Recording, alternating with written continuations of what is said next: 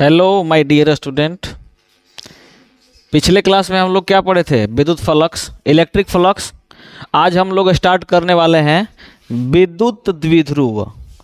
क्या? विद्युत द्विध्रुव। हेडिंग बनाइए फटाफट। विद्युत द्विध्रुव, विद्युत द्विध्रुव। इसका इंग्लिश हो जाएगा बालक इलेक्ट्रिक डाइपोल। इलेक्ट्रिक डाइपोल, विद्युत द्विध्रुव, इलेक्ट्रिक डाइपोल। ठीक है, चलिए इसको समझने का प्रयास करते हैं। ठीक है ना। विद्युत द्विध्रुव देखिए एक ऐसी संरचना है। क्या है? एक ऐसी संरचना है जिसमें दो बिंदु आवेश, जिसमें दो बिंदु आवेश एक दूसरे से, दो बिंदु आवेश मान लेते हैं कि एक ए बिंदु आवेश है और दूसरा बी बिंदु आवेश है। ये दोनों बिंदु आवेश एक दूसरे से अति अल्प दूरी पर, अति अल्प दूरी मतलब बहुत छोटी दूरी पर स्थित हो। क्या हो? स्थित हो। लेकिन ध्यान ये रखना है भैया कि ये जो आवेश है बिंदु आवेश, उन दोनों आवेश का परिमाण समान होना चाहिए। कैसा होना चाहिए? दोनों आवेश का परिमाण क्या होना चाहिए? समान होना चाहिए। और एक और खास बात है कि दोनों आवेश की प्रकृति अलग अलग होनी चाहिए। क्या होनी चाहिए? अलग अलग होनी चाहिए। मैंने क्या बोल दिया? वैसा निकाय, अगर इसका परिभाषा देना हो तो क्या कह देंगे? वैसा निकाय जिसमें दो बिंदु आवेश जिनके परिमाण बराबर हो परंतु विपरीत प्रकृति के एक दूसरे से अति अल्प दूरी पर रख दिया जाए तो ये जो संरचना प्राप्त होता है वो क्या कहलाता है? विद्युत द्विध्रुव। तो दोनों आवेश का परिमाण क्या होना चाहिए? बराबर होना चाहिए। अगर एक का क्यू है तो दूसरा का क्या है? दूसरे का भी क्यू है। लेकिन बोले हैं भैया कि दोनों की प्रकृति क्या होनी चाहिए? विपरीत होनी चाहिए। तो प्रकृति अगर इसका प्लस है तो इसका प्रकृति क्या होना चाहिए? माइनस।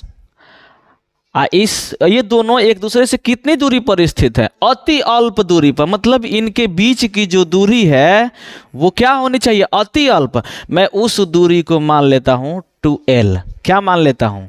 2l। इस अल्प दूरी को मैंने क्या मान लिया? 2l। तो ये जो संरचना है बालक, इस संरचना को हम क्या कहते हैं? विद्युत द्विध्रुव कहते हैं। किसी को समझने में कोई दिक्कत नहीं ना हो? लिखो खटाखट परिभाषा पहले लिखो तो। वैसा निकाय, वैसा निकाय जिसमें, वैसा निकाय जिसमें दो समान परिमाण, दो समान परिमाण एवं विपरीत प्रकृति के, विपरीत प्रकृति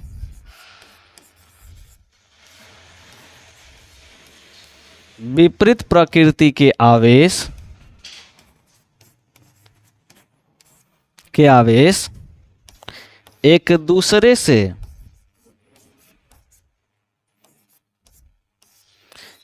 दूसरे से अति अल्प दूरी पर, अति अल्प दूरी पर रखे हों तो उन्हें विद्युत द्विध्रुव, उन्हें विद्युत द्विध्रुव कहा जाता है।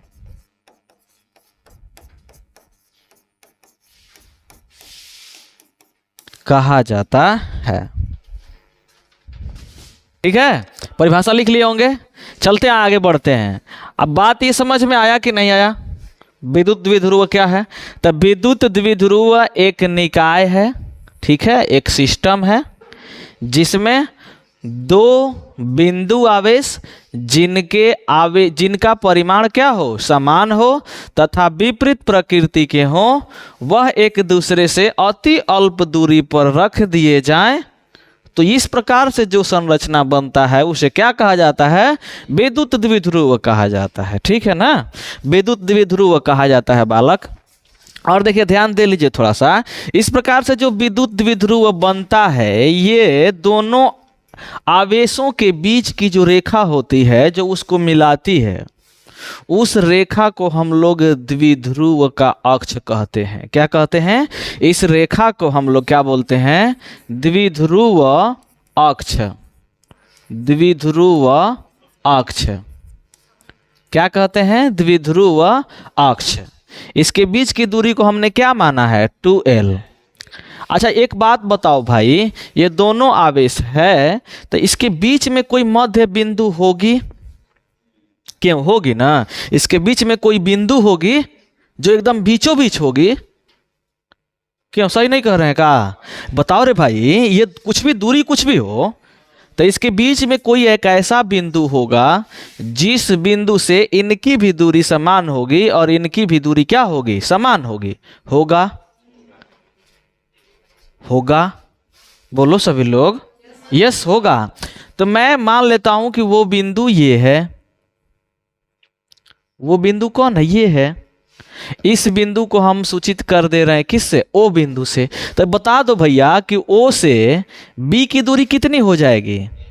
ओके, बहुत सुघर जवाब। क्या हुआ? L। इधर भी L, तभी तो दोनों को जोड़ करके 2L हमने कहा है। कोई दिक्कत नहीं ना?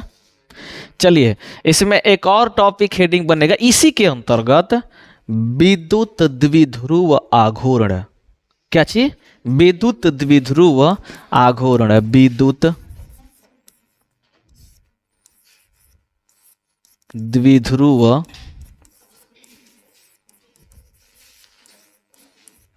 विद्युत द्विध्रुव आघूर्ण।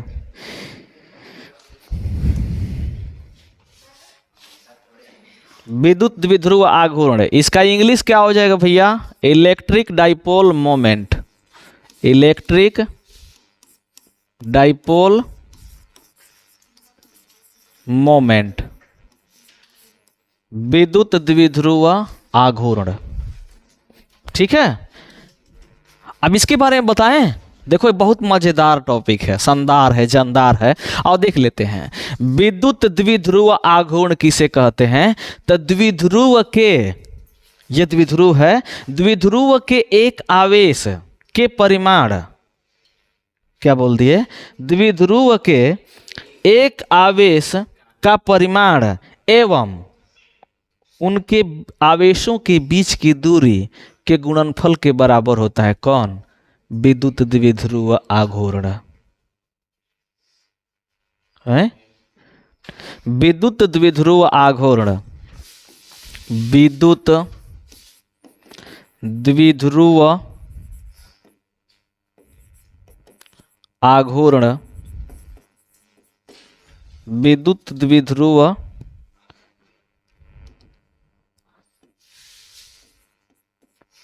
आघूर्ण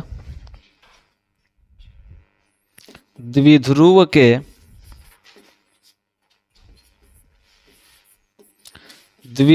के एक आवेश के परिमाण, एक आवेश के परिमाण एवं उनके आवेशों के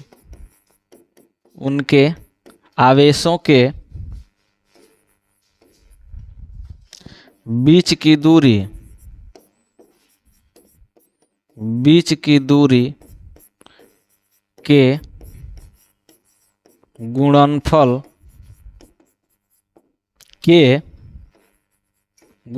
के बराबर होता है।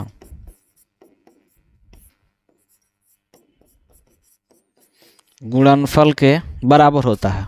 ठीक, विद्युत द्विध्रुव आघूर्ण द्विध्रुव के एक आवेश के परिमाण एवं उनके आवेशों की बीच की दूरी के गुणनफल के बराबर होता है। ठीक है, थोड़ा सा और आगे बढ़ जाएं। विद्युत द्विध्रुव आघूर्ण एक सदिश राशि है। क्या है? विद्युत द्विध्रुव आघूर्ण एक, यहां लिख दें, विद्युत द्विध्रुव आघूर्ण एक सदिश राशि, ऐसे ही कह देते हैं, एक सदिश राशि है। कौन सदिश राशि है? विद्युत द्विध्रुव आघूर्ण, तथा इसे P वेक्टर द्वारा सूचित किया जाता है। P वेक्टर द्वारा सूचित किया जाता है। किसे P वेक्टर द्वारा सूचित किया जाता है? विद्युत द्विध्रुव आघूर्ण का। तो इसका परिमाण क्या होगा रे भाई? फॉर्मूला क्या बन करके आएगा? यहां से बताओ तो P बराबर क्या होगा? देखो, पढ़ो तो इसे। द्विध्रुव के एक आवेश के परिमाण, तो एक आवेश का परिमाण कितना है? Q, एवं उनके आवेशों के बीच की दूरी के गुणनफल के बराबर, तो डॉट 2L। बहुत सुघर जवाब दिया रे भाई।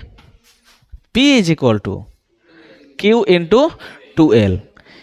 यही है विद्युत द्विध्रुव आघूर्ण, विद्युत द्विध्रुव आघूर्ण का परिमाण। अच्छा, इसका सदिश रूप लिखना होगा तो क्या कहोगे? इसका अगर सदिश रूप लिखना होगा तो सदिश रूप कैसे हो जाएगा रे भाई? सदिश रूप P वेक्टर बराबर Q, तो कोई सदिश राशि नहीं है, अदिश है, कोई सदिश नहीं देंगे, इनटू 2L वेक्टर। ये हो जाएगा। इसकी दिशा भी तो बतानी होगी। ये सदिश राशि है, तो सदिश राशि है तो इसकी दिशा बतानी होगी। तो इसकी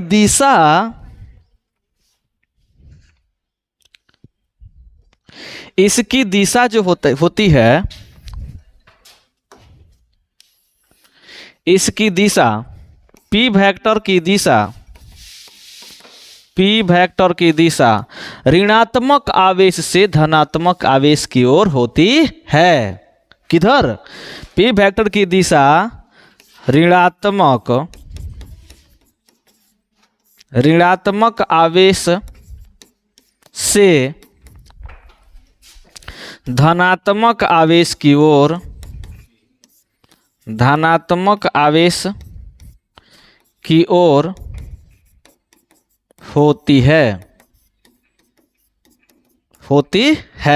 किसकी दिशा? P वेक्टर की दिशा। तो इसमें बताओ तो दिशा किधर होगा? इधर से इधर। ठीक है, इसकी दिशा अगर यहां बतानी हो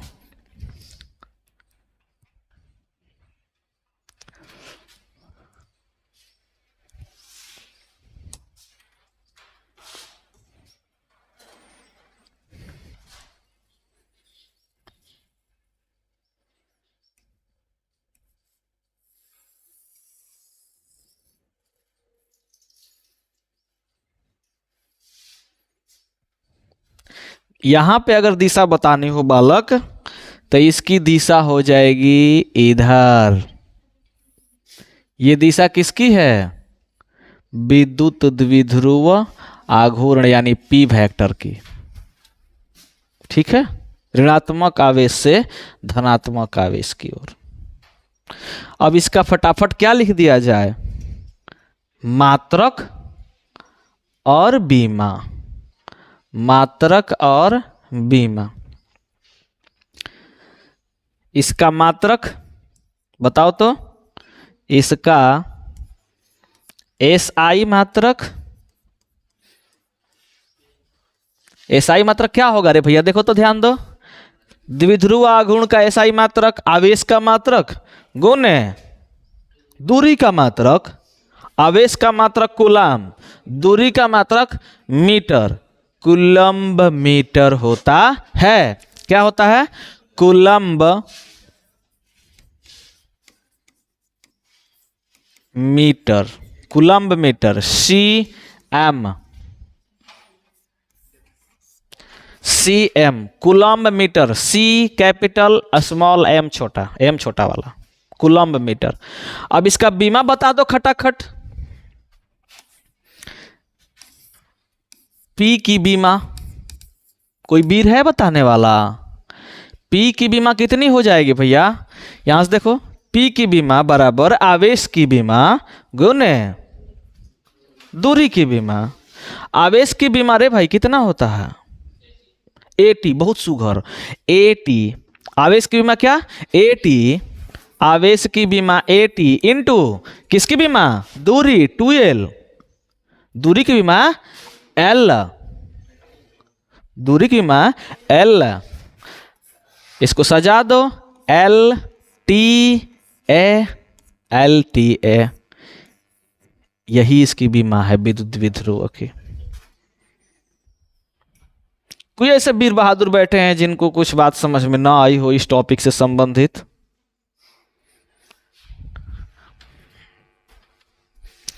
कुछ उतारने लायक बचा है तो उतारिए लीजिए।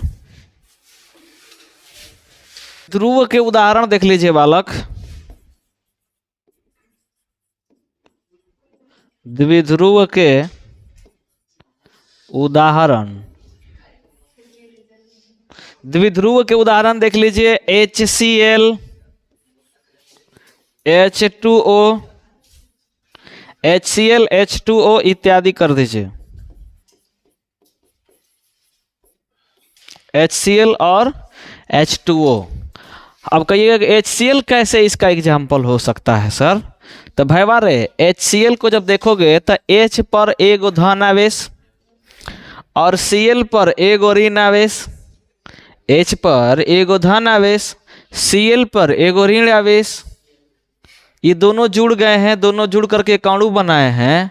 तो इनके अणुओं के में से एक पर धन आवेश, एक पर ऋण आवेश, क्या एक दूसरे से नजदीके न है? तो यहाँ देखिए तो इस परिभाषा को फुलफिल कर रहे हैं कि नहीं कर रहे हैं? एक धन आवेश, दूसरा ऋण आवेश, और दोनों का परिमाण बराबर। परिमाण बराबर कैसे? एक आवेश है तो उस पर आवेश बराबर होगा परिमाण, दूसरों पर एक आवेश है ऋणात्मक, उस पर भी परिमाण बराबर होगा। कुछ दूरी पर होंगे तो एक तरह से क्या बनाएंगे? द्विध्रुव का निर्माण करेंगे। तो डायरेक्ट एग्जाम में क्वेश्चन पूछ सकता है, निम्न में से कौन विद्युत द्विध्रुव का अच्छा उदाहरण है? चाहे है उदाहरण है तो HCl H2O। ठीक है, आगे बढ़ा जाए। चलते हैं अगला न्यूमेरिकल देख लेते हैं बालक, न्यूमेरिकल देख लेते हैं। न्यूमेरिकल क्वेश्चन कैसन लिखा गया उल्टा हो? न्यूमेरिकल क्वेश्चन, चलिए देखिए क्वेश्चन नोट कीजिएगा। दो बिंदु आवेश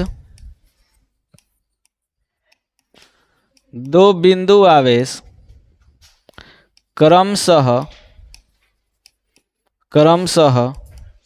+5 माइक्रोकूलाम एवं -5 माइक्रोकूलाम एक दूसरे से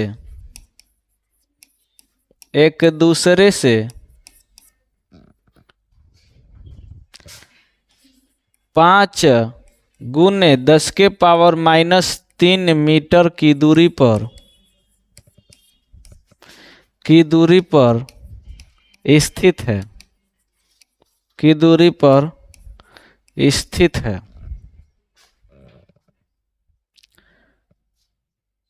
तथा एक द्विध्रुव बनाते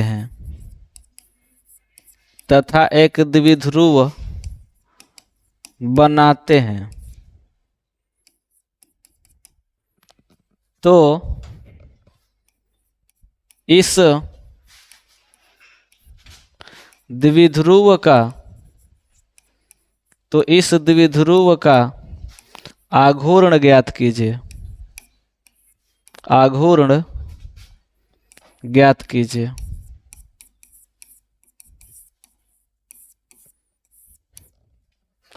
तो इस द्विध्रुव का क्या ज्ञात कीजिए? आघूर्ण ज्ञात कीजिए।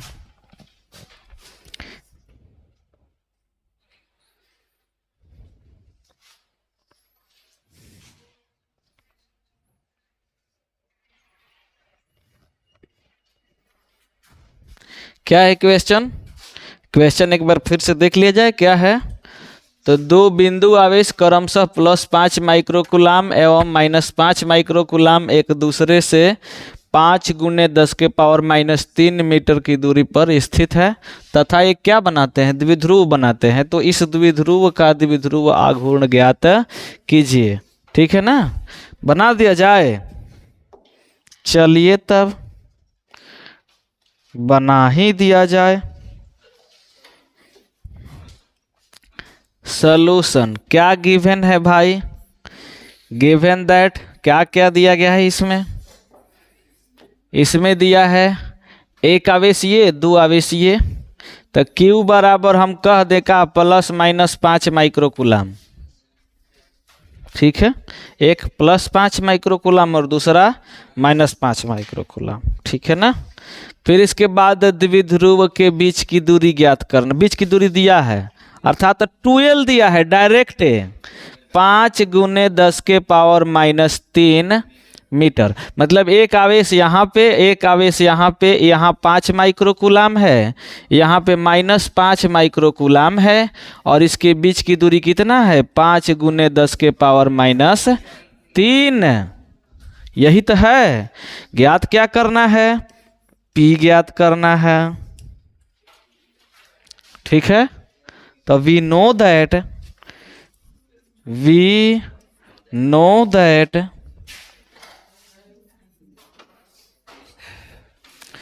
P is equal to Q into 2L। मान रख दिया जाए। P के जगह पे कुछ नहीं, Q के जगह पे कोई एक आवेश, माइनस प्लस में नहीं रखना है, कोई एक आवेश 5 अब माइक्रोकुलाम है 10⁻⁻6 गुने बीच की दूरी 5 × 10⁻³ गुना करवाइए, 5 × 5 = 25 गुने 10⁻⁹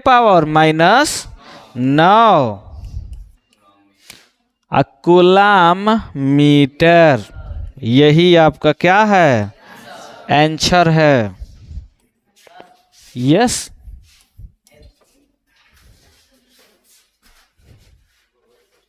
हुआ क्या?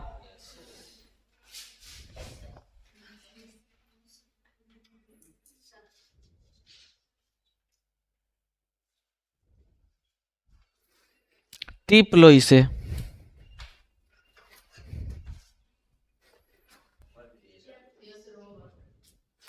होमवर्क तो कह लीजिएगा अपने से कितना सारा लीजिए ना, कह लीजिए, देख लीजिए। एक आवेश यहाँ पे और दूसरा आवेश, हेलो देख लीजिए, एक आवेश यहाँ पे और दूसरा आवेश यहाँ पे।